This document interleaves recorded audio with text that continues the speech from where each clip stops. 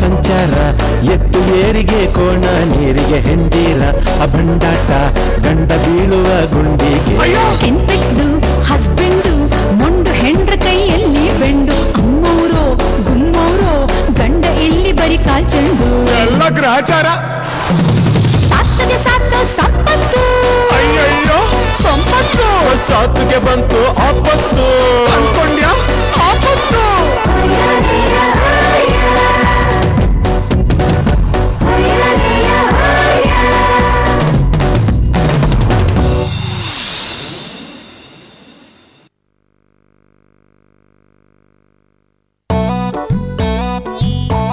ಪರಮೇಶ್ವರ ನೀನ್ ಏನೇ ಕಷ್ಟಪಟ್ರು ನಾನು ಮಾತ್ರ ಈ ಮಾತ್ರೆ ಔಷಧಿಗಳನ್ನ ಮುಟ್ಟಲ್ಲ ಮೂಸಲ್ಲ ಕಣ.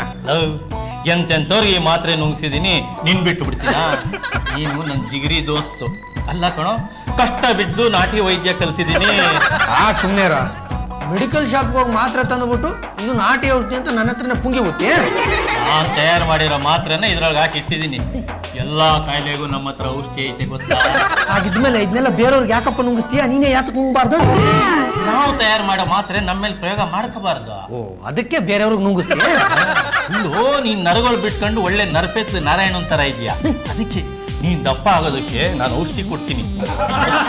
ದಪ್ಪ 1, ದಪ್ಪ 2, ದಪ್ಪ 3. ಈ ದಪ್ಪದಲ್ಲೂ 3 ತರ ಇದೆಯಪ್ಪ? ಹೌದಪ್ಪ, ದಪ್ಪದಲ್ಲಿ 3 ತರ ಇದೆ. ಒಂದು ಮೀಡಿಯಂ ದಪ್ಪ, ಅದೇ ನನ್ನ ಹಳೆದವು ಸೀಮಾ ತರ. ಇನ್ನೊಂದು ಸ್ವಲ್ಪ ದಪ್ಪ, ನನ್ನ ಹೆಂಡತಿ ರಮ ತರ. ಇನ್ನೊಂದು ವಿಪರೀತ ದಪ್ಪ, ನಿನ್ನ ಹೆಂಡತಿ ತರ. ನಿಮ್ ಸ್ನೇಹಿತರು ಈ ತರ ಗೆಲೆ ಮಾಡ್ತಾರೆ? ಬೇಜಾರು ಮಾಡ್ಕೋಬೇಡಿ ಅಮ್ಮ, ನಿಮ್ ಬಾರಿ ಗಾತ್ರ ನೋಡಿ ಹಾಗಂತ. ಮರಿ ಅವ್ನು ಕರೆಕ್ಟ್ ಆಗಿ ಹೇಳಿದಾನಮ್ಮ. ಲಾರಿನ ಯಾರಾದ್ರೂ ಕಾರ್ ಅನ್ನಕ್ಕಾಗತ್ತಾ? ನೋಡ ಪರಮೇಶಿ, ಈ ಔಷಧಿಗಳು ಯಾವು ನಮಗೆ ಬೇಡ, ಮೊದ್ಲು ತಗೊಂಡು ಹೋಗಪ್ಪ. ನಾಟಿ ಔಷಧಿನ ಹಾಗೆಲ್ಲ ಬೇಡ ಅನ್ಬಾರ್ದು ಕಣ.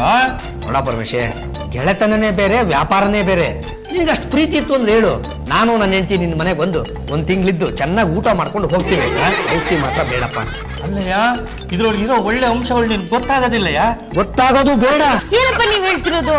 ಪಂಡಿತ್ರೆ, ನೀವು ನನಗೆ ಹೇಳಿ. ನೋಡಿಯಮ್ಮ, ಇವ್ರಿಗಂತೂ ನಂಬಿಕೆ ಇಲ್ಲ. ನಿಮ್ಗೆ ನಂಬಿಕೆ ಇದ್ರೆ ತಿಂಗಳು ಜ್ವರ ಅನ್ನೋ 3 ತರ ಮಾತ್ರೆಗಳನ್ನ 3 ತಿಂಗಳಿಗೆ ಆಗೋಷ್ಟು ಕೊಡ್ತೀನಿ. ತಿಂಗಳು ಜ್ವರನ? ನೋಡಿಯಮ್ಮ, ಈ ಮಾತ್ರೆ ನುಂಗಿದ್ರೆ ತಿಂಗಳಿಗೆ 1 ಸರ್ತಿ ಮಾತ್ರ ಜ್ವರ ಬರುತ್ತೆ. ಅರ್ಧ ಗಂಟೆ ಮಾತ್ರ ಟೆಂಪರೇಚರ್ ಜಾಸ್ತಿ ಆಗುತ್ತೆ. ಆಗ ಎಲ್ಲ ಕರ್ಕೋಗುತ್ತೆ. ತಿಂಗಳಿಗೆ 10 kg ಭಾರ ಕಮ್ಮಿ ಆಗ್ತೀರಾ. ಹೋ ಪರಮೇಶಿ, 1 ತಿಂಗಳಿಗೆ 10 kg ಭಾರ ಕಮ್ಮಿ ಅಂದ್ರೆ ವರ್ಷಕ್ಕೆ 120 kg ಆಯ್ತು. ಅಲ್ಲಿಗೆ ನನ್ನ ಮರಿ ಇರೋದೇ 108 kg ಕಣ. ಮುಂದಿನ ವರ್ಷದ ಮೊದಲೇ ದಿನನೇ ನನ್ನ ಮರಿ ಕಾಣೆ ಆಗ್ಬಿಡ್ತಾಳೆ ಗೊತ್ತಾ? ಓ, ನಾನು ಕೇಳಿದ್ದು ತಿಂಗಳಿಗೆ 10 kg ಮಾತ್ರ ಅಂದ್ರೆ ಅಲ್ಲಿಗೆ 12 ತಿಂಗಳಿಗೆ 120 kg ಆಯ್ತಲ್ಲ. ಓ, ನಿನ್ಗೆ ಗೊತ್ತಾಗೋದಿಲ್ಲ, ಸುಮ್ಮನೆರ. ನೋಡಿಯಮ್ಮ, ಈ ಮಾತ್ರೆಗಳು ತಾಳಿ ಆರೋಗ್ಯವಾಗಿರ್ತೀರ. ನಂಗೆ ತುಂಬಾನೇ ಸಂತೋಷ ಆಯ್ತು. ಇದಕ್ಕೆಲ್ಲ ಎಷ್ಟು ದುಡ್ಡಾಯ್ತು? ಅಯ್ಯೋ, ನೀವು ಬಾಯಿ ತುಂಬಾ ಪಂಡಿತರೇ ಅಂದ್ರಲ್ಲ, ಅಷ್ಟೇ ಸಾಕು, ಕಾಸು ಬೇಡಿ. ಪರಮೇಶಿ, ಅವನ್ನೆಲ್ಲ ತಗೊಂಡ್ರೆ ಸೈಡ್ ಎಫೆಕ್ಟ್ ಏನೂ ಆಗಲ್ವೇನಾ? ನನ್ನ ಕಣ್ ತಪ್ಪಿಸಿ ಯಾವ ಸೈಡಿಂದನೂ ಕಾಯಿಲೆ ಬರಲ್ಲ. ಅದೇ ಸೈಡಿಂದ ನಾನು ಬಂದು ಔಷಧಿ ಕೊಡ್ತೀನಿ. ನೀನ್ ನುಂಗಿರೋ ಮಾತ್ರೆಗಳಿಂದ ಸಣ್ಣ ಆಗ್ತಿದ್ಯಾ ಅನ್ನೋ ವಿಷಯ ಕೇಳಿ ನನಗೆ ತುಂಬಾ ಖುಷಿ ಆಗ್ತಿದೆ. ಆದ್ರೆ ನಿಮ್ ಅಂಕಲ್ಗೆ ನಾನು ಸಣ್ಣ ಆಗೋದೇ ಇಷ್ಟ ಇಲ್ಲ. ನಾಟಿ ವೈದ್ಯರ ಹತ್ರ ಎಷ್ಟು ಜಗಳಾಡ್ತಿದ್ರು ಗೊತ್ತಾ? ಅಯ್ಯೋ ಅಂಕಲ್ ಹಾಗೇನೆ. ಹೌದು, ಆ ಮಾತ್ರೆಗಳ ಹೆಸರೇನು? ತಿಂಗಳ ಜ್ವರ ಅಂತ ಕಣೋ. ಓ, ಗೊತ್ತಾಯ್ತು ಬಿಡು. ಈ ರೇಷ್ಮೆ ಹುಳುಗೆ 4 ಜ್ವರ ಬಂದು ದಪ್ಪಗಾಗತ್ತಲ್ಲ ಹಾಗೆ. ಆದ್ರೆ ಈ ಮಾತ್ರೆ ನುಂಗಿದ್ರೆ ನಾವು ಸಣ್ಣ ಆಗ್ತೀವಂತೆ. ಹೌದಾ? ಅದು ಹೇಗೆ? ಮಾತ್ರೆ ನುಂಗ್ದಾಗ ನಮಗ್ ಜ್ವರ ಬರುತ್ತಲ್ಲ, ಮುಯ್ಯಲ್ಲಿರೋ ಕೊಬ್ಬೆಲ್ಲ ಕರ್ಗೋಗುತ್ತಂತೆ. ತಿಂಗಳಿಗೆ 10 kg ಕಮ್ಮಿ ಆಗ್ತೀವಂತೆ ಕಣೋ. ಶೀನಿ, ತುಂಬಾ ಸುಸ್ತಾಗ್ತದೆ ಕಣೋ. ಯಾಕಕ್ಕ, ಏನಾಗ್ತಿದೆ? ಎಲ್ಲ ಬೆಚ್ಚಗಾಗ್ತಿದೆ. ಜ್ವರ ಬಂದಿರ್ಬೇಕು ನೋಡು. ಹೌದಕ್ಕ, ಜ್ವರ ಬಂದಿದೆ. ಅದಕ್ಕೆ ನಂಗೆ ಸುಸ್ತಾಗ್ತಿರೋದು. ಗೊತ್ತಾಯ್ತು ಬಿಡು, ನಿನಗ್ ಜ್ವರ ಬಂದು ಕೊಬ್ಬು ಕರಗಿ ಸಣ್ಣ ಆಗ್ತೀಯ ಅಂತ ಆಯ್ತು. ಬಿಟ್ಟದ್ ಬೇರೆ ವಿಶ್ವ, ಆದಷ್ಟು ಬೇಗ ನನ್ನ ಸಣ್ಣ ಮಾಡಪ್ಪ. ಇನ್ನು ಮಲಗೆ ಇದೆಯಮ್ಮ? ಮರಿ, ಏನಮ್ಮ ಇದು ಇಷ್ಟೊಂದು ಸುಡ್ತಾ ಇದೆ? ಜ್ವರ ಕಮ್ಮಿ ಆಗ್ತಿಲ್ಲ.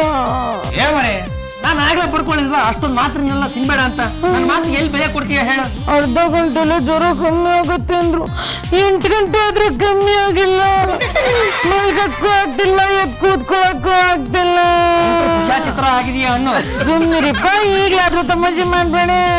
ಮರಿ, ಸ್ಟೀಮ್ ಇಂಜಿನ್ ತರ ನಿನ್ನ ಬಾಡಿ ಹೀಟ್ ಆಗಿದೆ ಗೊತ್ತಾ? ಈಗ ಏನ್ ಮಾಡೋದು? ಜ್ಯೂಸ್ ಮಾಡ್ಕೊಡ್ತೀನಿ ಇರು. ಆಯ್ತು. ನಾನು ಸಣ್ಣ ಆಗಿದ್ದೀನಾ? ಆಗಿದ್ಯಾ ಮರಿ? ಎಷ್ಟು? ಈ ಕೂದಲೆಳೆ ಎಷ್ಟು? ಅಯ್ಯೋ ನೋಡಿದ್ರ ವಾಸಂತಿ ಅವರೇ, ನಮ್ ಶೀಲಿ ಹೇಳಿದ್ ನಿಜ ಆಯ್ತು ತಾನೆ? ಪಾತು ಹಾಸ್ಗೆ ಹಿಡಿದು ಬಿಟ್ಟಿದ್ದಾಳೆ. ಈಗ್ಲಾದ್ರೂ ನಿಮ್ ಮಗಳನ್ ಕೊಟ್ಟು ಮದ್ವೆ ಮಾಡ್ತೀರಾ ಅತ್ತೆ ಅವ್ರೆ? ಶೀನಿ ನನ್ನ ಅತ್ತೆ ಅಂತ ಮಾತ್ರ ಕರಿಬೇಡ ನೀವು. ಹೋಗ್ಲಿ ಬಿಡಮ್ಮ. ಅಲ್ಲಮ್ಮ ಪಾತು, ಯಾರೋ ಗುರ್ತಿಲ್ಲ ಪರಿಚಯವಿಲ್ಲದವನು ಗುಳಿಗೆ ಕೊಟ್ಟ ಅಂತ ನುಂಗಿ ಈಗ ಒದ್ದಾಡ್ತಿದ್ರೆ ಹೇಗಮ್ಮ? ಯಾಕೆ ಹೇಳ್ತೀರಾ ಮಧುರ ಅವ್ರೆ? ನನಗೂ ಹೀಗೆ ಯಾರೋ ಪಂಡಿತ ಕೊಟ್ಟು ಗುಳ್ಗೆ ನುಂಗ್ಬಿಟ್ಟು ಮೈ ಮೇಲೆಲ್ಲ ನಿಂಬೆ ಹಣ್ಣು ಗಾತ್ರದ ಗುಳ್ಳೆಗಳು ಬಂದ್ಬಿಟ್ಟಿತ್ತು. ಗುಳ್ಳೆ ಬಂದ್ರೆ ಪರವಾಗಿಲ್ಲ, ನಮ್ಮ ಯಜಮಾನ್ ಇರೋವಾಗ ಒಂದು ಗುಳಿಗೆ ನುಂಗಿದ್ದಕ್ಕೆ ಉಸಿರಾಡೋದಕ್ಕೆ ಆಗ್ಲಿಲ್ಲ. ಆಮೇಲೆ ಮೂಗ್ನಲ್ಲಿ ಟ್ಯೂಬ್ ಹಾಕಿ ಉಸಿರಾಡ್ತಿದ್ರು. ಹೋಗ್ಲಿ ಬಿಡಿ. ಸಂಪತ್ತು, ಈಗ ಜ್ವರ ವಾಸಿ ಮಾಡಕ್ ಏನ್ ವ್ಯವಸ್ಥೆ ಮಾಡಿದ್ಯಪ್ಪ? ನಾನು ಅದನ್ನೇ ಯೋಚನೆ ಮಾಡ್ತಾ ಇದ್ದೀನಿ. ಯೋಚನೆ ಮಾಡಿದ್ರೆ ಆಗಲ್ಲ, ಆ ಪಂಡಿತನ ಹುಡುಕ್ ಕರ್ಕೊಂಡ್ ಬರ್ತೀನಿ. ಹುಡ್ಕೊಂಬರಕ್ ಹೋದ್ರೆ ಅವ್ನು ಸಿಕ್ಬೇಕಲ್ಲ. ನಾನು ಎಷ್ಟು ಸಲ ಪಡ್ಕೊಂಡಿದ್ದೀನಿ ಆ ಮಾತ್ರ ತಗೋಬೇಡ ಅಂತ. ನನ್ನ ಮಾತನ್ನ ಎಲ್ಲಿ ಕೇಳ್ತಾಳೆ ಇವಳು? ಏನ್ ನನ್ ಮೇಲೆ ಜೋರ್ ಮಾಡ್ತೀರಾ? ನಾನ್ ಮನ್ಸ್ ಮಾಡಿದ್ರೆ ನೀವು ಕೂತಿರೋ ಜಾಗದಲ್ಲಿ ಪಂಡಿತ ಬಂದಿರ್ತಾನೆ. ನನ್ನೇನ್ ನೋಡ್ತೀರಾ? ಅಲ್ಲಿ ನೋಡಿ. ಪಂಡಿತ ಪರಮೇಶಿ, ನೋಡ್ದಪ್ಪ ನಿನ್ ಪ್ರಭಾವಳಿ. 3 ದಿವಸದಿಂದ ಜ್ವರ ಇಳಿದಿಲ್ಲ ಕಣ. ಇಲ್ಲಿ ಕೈ ಕೊಡಿ. ಇದೇನು ಒಂದು ನಾಡಿ ಹೊಡ್ಕೊಳ್ಳೋ ಕಡೆ 3 ನಾಡಿ ಹೊಡಿತಾ ಇದೆ? ಅದೇ ಯಾಕೆ ಅಂತ ಸ್ವಲ್ಪ ಇರು. ಅಲ್ಲಮ್ಮ, ನಾನು 3 ತರ ಮಾತ್ರೆನ 3 ತಿಂಗಳು ತಗೋ ಅಂತ ಕೊಟ್ಟಿದ್ದೆ. ನೀನೇನ್ ಮಾಡಿದೆ? 3 ತಿಂಗಳಿಗ ನಾನು ಒಂದೇ ಸಲ ನುಂಗಿದ್ನಲ್ಲ. ಅದೇ ಅದಕ್ಕೋಸ್ಕರನೇ ಅಲ್ಲ, 3 ತಿಂಗಳು ಮಾತ್ರೆ ಒಟ್ಟಿಗೆ ತಗೊಂಡ್ರೆ ಇನ್ನೇನಾಗುತ್ತೆ? ಜ್ವರ ಅನ್ನೋದು 3 ಜನ್ಮದವರೆಗೂ ಪರ್ಮನೆಂಟ್ ಆಗಿ ಉಳ್ಕೊಳ್ಳುತ್ತೆ. ಅದಕ್ಕೆ ಕಣ ಪರಮೇಶ್, ನಾನು ನಿನ್ನ ಯಾವತ್ತೂ ಎದುರು ಹಾಕೊಳ್ಳಲ್ಲ. ಮನುಷ್ಯ ಅಂದ್ಮೇಲೆ ಇವೆಲ್ಲ ನಡೆಯುತ್ತೆ. ಏನ್ ನಡೆಯುತ್ತೋ ಏನಪ್ಪ, ನಡೆದಾಡ ನನ್ನ ಮರಿನ ನೀರ್ ಆನೆ ತರ ಮಲಗಿಸ್ಬಿಟ್ಟಿದೀಯ. ಸಮಾಧಾನ ಮಾಡ್ಕೊ. ನೋಡಮ್ಮ, ಸದ್ಯಕ್ಕೆ ಈ ಮಾತ್ರೆ ತಗೋ, ಎಲ್ಲ ಸರಿ ಹೋಗುತ್ತೆ. ನಾನು ಬರ್ಲೇನೆಯ? ಪರಮೇಶ್, ನನ್ನ ಮರಿ ಸರಿ ಹೋಗೋವರೆಗೂ ನೀನ್ ಇಲ್ಲೇ ಇರ್ಬೇಕಪ್ಪ. ಇಲ್ಲ, ನನ್ನ ಮರಿ ಮಾತ್ರೆ ತಗೋತಾ ಇದ್ದ ಹಾಗೆ ನಮ್ಮನ್ನೆಲ್ಲ ಆಚೆ ಕಳಿಸಿ ಒಳಗಡೆ ಏನ್ ಮಾಡ್ತಾ ಇರಬಹುದು? ಆ ಪಂಡಿತರು ಅಕ್ಕಂಗಿರೋ ಕಾಯಿಲೆನ್ ವಾಸಿ ಮಾಡಿರ್ಬೇಕು, ಅದಕ್ಕೆ ಕಮ್ಮಿ ಬಡ್ಡಿ ದುಡ್ಡು ಕೊಡ್ತಾ ಇರ್ಬೇಕು. 3 ಹೊತ್ತು ಬರೀ ಬಡ್ಡಿ ಬಗ್ಗೆನೇ ಯೋಚನೆ ಮಾಡ್ತೀಯಲ್ಲ ಶನಿ. ಶನಿ ಅಲ್ಲ ಶೀನಿ. ಯಾವ್ದ ಒಂದು ಸ್ವಲ್ಪ ಸುಮ್ಮನಿರಲೇ. ವಸಂತಿ ಅವ್ರೆ, ನನ್ನ ಮರಿ ಏನ್ ಮಾಡ್ತಾ ಇರಬಹುದು? ಅಯ್ಯೋ ಹೋಗ್ಲಿ ಬಿಡಪ್ಪ, ಬೇರೆಯವ್ರ ಮನೆ ವಿಷಯ ನನ್ಗೆ ಯಾಕೆ? 3 ಹೊತ್ತು ಬೇರೆಯವ್ರ ಮನೆ ವಿಷಯ ನನಗೆ ಯಾಕೆ ಅಂತೀರಾ? ಬೇರೆಯವ್ರ ಮನೆಗೆ ಹೋಗ್ತಾನೆ ಇರ್ತೀರಾ. ಅದು ಆಂಟಿ, ಬಾಯಿ ತುಂಬಾ ಮಧುರ ಆಂಟಿ ಅಂತ ಕರಿಯಪ್ಪ. ಆಯ್ತು ಬಿಡಿ ಮಧುರ ಅವ್ರೆ, ನನ್ನ ಮರಿ ಏನ್ ಮಾಡ್ತಾ ಇರಬಹುದು ಅಂತ. ಇನ್ನೇನ್ ಮಾಡ್ತಿರ್ತಾಳಪ್ಪ? ಕಾಯಿಲೆ ವಾಸಿ ಮಾಡಿದ್ನಲ್ಲ ಪಂಡಿತ, ಅದಕ್ಕೆ ಅವ್ನ್ ಪಾದ ಪೂಜೆ ಮಾಡ್ತಿರ್ಬೇಕು.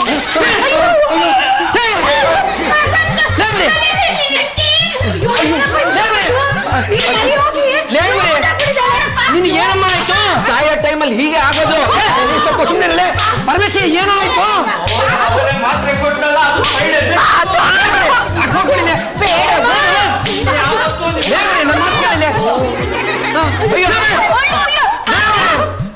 ಬೇಗ ಡಾಕ್ಟರ್ ಕರ್ಸಲೇ.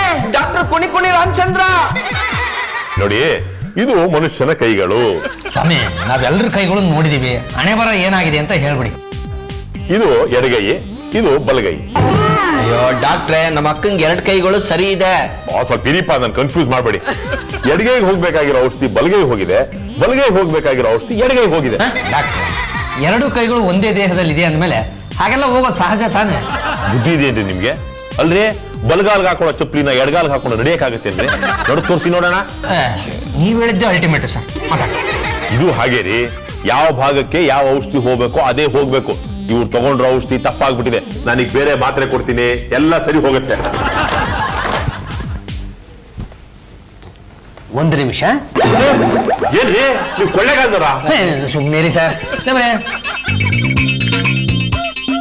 ಡಾಕ್ಟ್ರೆ, ಈಗ ನೀವು ಕೊಟ್ಟಿದ್ ಮಾತ್ರೆ ಯಾವ್ದು? ಅದನ್ನೆಲ್ಲ ನಾವ್ ಹೇಳೋಂಗಿಲ್ರಿ. ಔಷಧಿ ಕೊಡ್ತೀವಿ, ತಗೊಳ್ಳಿ. ವರ್ಕ್ ಆಗ್ಬೋದು, ಇಲ್ಲ ಕ್ರ್ಯಾಕ್ ಆಗ್ಬೋದು.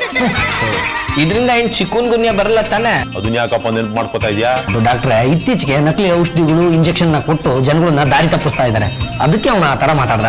ನೋಡ್ರಿ, ನಿಮಗೆ ನನ್ನ ಬಗ್ಗೆ, ನಾನು ಕೊಡೋ ಔಷಧಿ ಬಗ್ಗೆ ಅನುಮಾನ ಇದ್ರೆ ನನಗೆ ಫೀಸ್ ಕೊಡ್ಬೇಡಿ, ಹೋಗಿ. ಫೀಸ್ ಕೊಡ್ಬಾರ್ದ? ದುಡ್ಡು ಹೊಡಿತಲ್ಲಪ್ಪ. ನನ್ನ ಕೈಯಲ್ಲಿ ಎಷ್ಟು ಬಿಟ್ಟಿದ್ಯಮ್ಮ? 5 ಇದೆ ಡಾಕ್ಟರ್. Good good. ಗಾಡಿ ಈಗ ಲೈನಿಗೆ ಬರ್ತಾ ಇದೆ. ಹೌದು, ಯಾಕಮ್ಮ ಹೀಗೆಲ್ಲ ಮಾಡ್ತಾ ಇದ್ದೀನಿ ನೀನು? ಅದನ್ನು ನಾನು ಹೇಳ್ತೀನಿ ಡಾಕ್ಟ್ರೆ. ಮೈಯಲ್ಲಿ ಕೊಬ್ಬಿನಂಶ ಹೆಚ್ಚಾಗಿರುತ್ತೆ, ತಿಂಗಳು ಜ್ವರ ಅನ್ನೋ ಮಾತ್ರೆ ತಗೊಂಡ್ರೆ ಸಣ್ಣ ಆಗ್ತಾರೆ ಅಂತ ಪಂಡಿತ ಪರಮೇಶಿ ಹೇಳ್ದ. ಇವಳು ಅದನ್ನು ಓವರ್ ಡೋಸ್ ಆಗಿ ತಗೊಂಡು ಈ ತರ ಮಾಡ್ಕೊಂಡಿದ್ದಾಳೆ. ನೋಡಮ್ಮ, ಕೊಬ್ಬನ್ನ ಕರಗಿಸೋ ಮಾತ್ರೆ ಯಾವುದೂ ಇಲ್ಲ. ಇದಕ್ಕೆ ಪರಿಹಾರ ಅಂತಂದ್ರೆ ಕಡಿಮೆ ತಿನ್ಬೇಕು, ಚೆನ್ನಾಗಿ ವ್ಯಾಯಾಮ ಮಾಡ್ಬೇಕು. ಮುಂದಿನ ಸಲಿನೂ ನೀನ್ ಇದೇ ತರ ಯಾವ್ಯಾವ್ದ ಮಾತ್ರೆ ತಗೊಂಡ್ರೆ ನೀನ್ ಇಲ್ಲಿರಲ್ಲ. ನಿಮ್ಮನ್ನ ಚೆಕ್ ಮಾಡಕ್ಕೆ ನಾನು ಅಲ್ಲಿಗೆ ಬರಕ್ ಆಗಲ್ಲ. ಕಾದಾಡಿ ಬಡಿದಾಡಿ ಸಾಯೋಕ್ಕಿಂತ ಶರಣಾಗೋ ಪತಿಯೇ ಹಠಮಾರಿ ಘಟವಾಣಿ ಹೆಂಡ್ರ ಮುಂದೆ ನೀ ಕುರಿಮರಿಯೇ. ರಾಮಾಯಣ ಮಹಾಭಾರತ ಆದದ್ದೆಲ್ಲಾನು ಹೆಣ್ಣಿಂದ, ಈ ನಮ್ಮ ಶಿಂಗಣ್ಣನು ಹೆಣ್ಣಿನಿಂದಲೇ ಮಂಟಿಂದ.